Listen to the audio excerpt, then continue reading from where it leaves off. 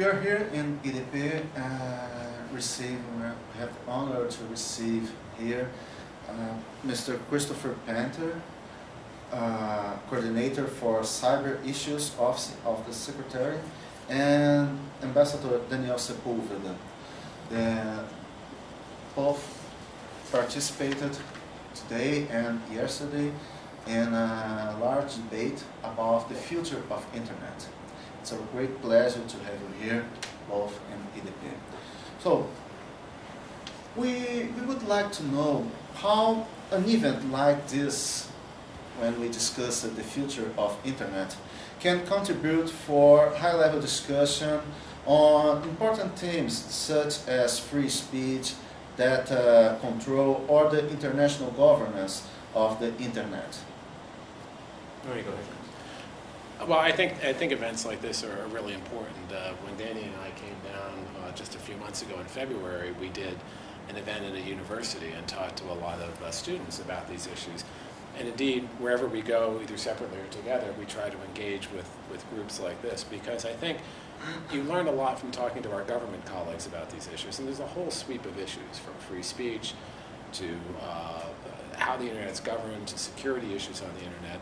And it's important to talk to governments, but it's also important to talk to the other stakeholders, to industry, to civil society. But it's very important to talk to audiences like we had here today, where people can ask us questions, and they were very good questions. And you really learn new things talking to people that are outside the normal circles. And this is a debate on all these issues that are not just it's a debate for governments, or not just a debate for the usual suspects, but everyone has a stake in this. So I think today's event does, and I think events like this help feed that process, and not just in Brazil, but we have a number of, we have a multiplicity of think tanks in DC, more every day it seems. We're focusing on these issues, and many of the events they put on really do help inform our policies. Well, first, thank you for having us, and thank you for creating a space in which we can have a public and open discussion with the people of Brazil about these issues.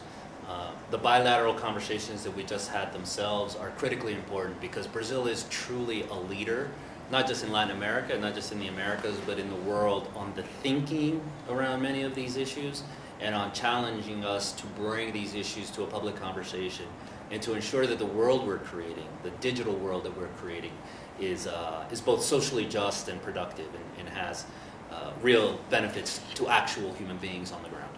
And so one of the real benefits of bringing what was a government-to-government conversation into an environment like this is that it acts as a check to ensure that we are addressing the issues that the public cares about.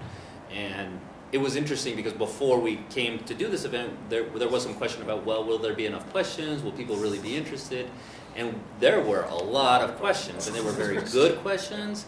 And they were actually really consistent with the conversation that we've been having over the last 2 days. I mean, the questions that they were raising were questions that we were deliberating among governments.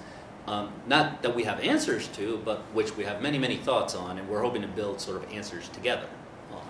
And I would say that one of the things that in our Brazil-U.S. dialogue, the way we structured it is we have a multi-stakeholder day first and a government-to-government day second. Brazil, I think, shares so many common values with us that it is important we work together. That multi-stakeholder day helped inform our discussions today, but as Danny said, I think even when we host the next one, we'll probably try to do something like this afterwards because it was so useful. Okay. As representatives of U.S. foreign policy, how do you see this kind of event here in IDP? We are now one of the think tanks in Brazil. And how this kind of events contributes for the debate between countries, academic, government, and civil society? I mean, I think it's one component of it. It's an important component of it. I think this is part of what we were just talking about, that having forums and venues like this is important. And there's a lot of work I know you do that's outside just the events you have here. You serve as a convener to bring all of these people together to hear and talk to us, which is great, and a lot of other programs you do. That helps, I think, raise the conversation in Brazil. We do that in the U.S. too. I think it's important that that's happening really all over the world. world. And I think to the extent that you and people here are participating in forums like the IGF that will be held in Brazil, I think that would be important to inform these issues. I think there are many ways that that can be done. I imagine that the group publishes certain papers on issues that helps inform public policy. That's certainly true in the U.S. So for us, I think it was very valuable.